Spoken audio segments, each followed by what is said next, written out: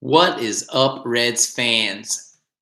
Nate Dotson here to just quickly go over a little bit of baseball between the Reds and the Toronto Blue Jays. Our beloved boys traveled up north to take on those Blue Jays, and guess what? Lucky you, you get to hear me talk about it for a little while. Well, things started a little slow for the Red Legs, but certainly they ended on a high note. And without further ado, let's just get into it.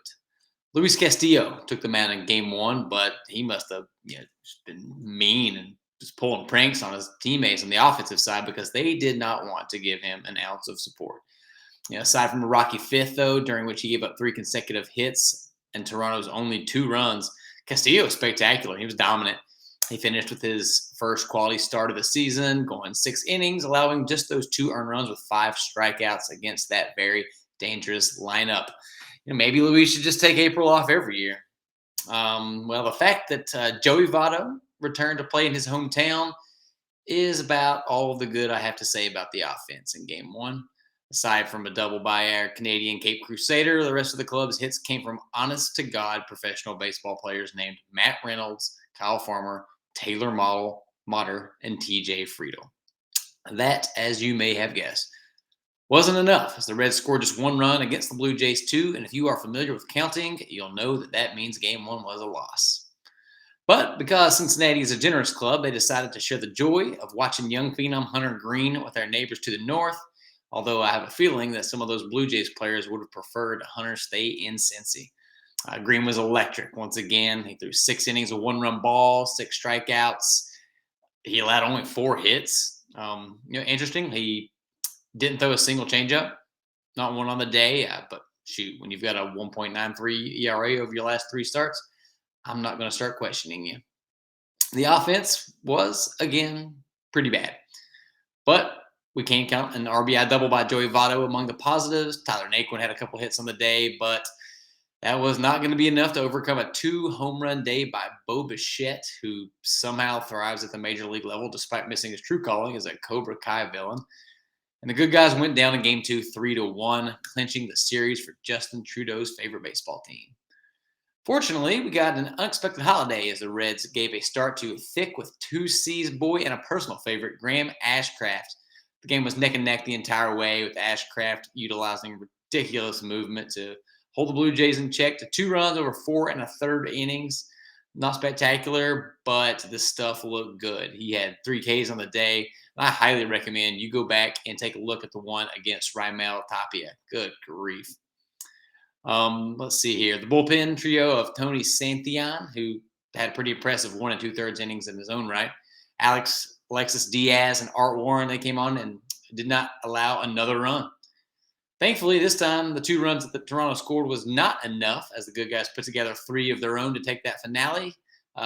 Aristides Aquino scored the first 2 with a ground rule double in the first, but the most exciting display of the day came in the top of the 8th when hometown hero Joseph Daniel Votto hit a solo shot, his first of the season, to give the Reds a 1-run lead that would not relinquish. And he also provided an answer to the question we've all been asking since opening day. Does Votto still bang?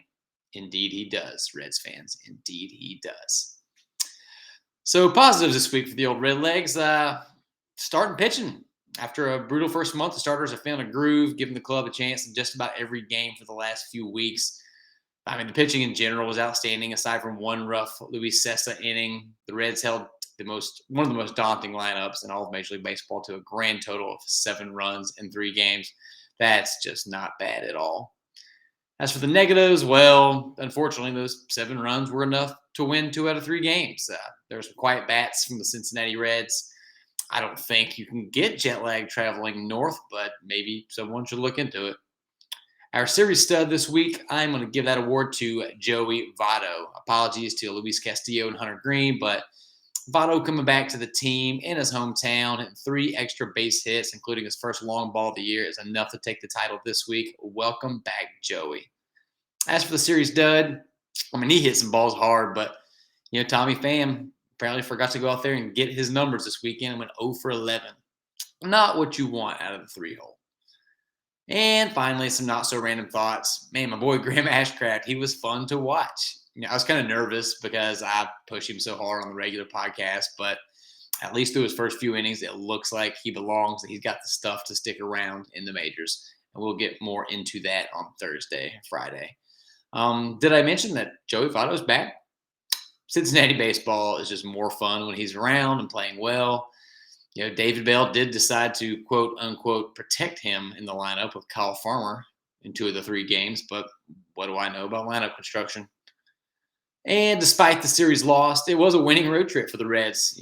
Something it sure feels like hasn't happened that often recently, certainly not regularly enough.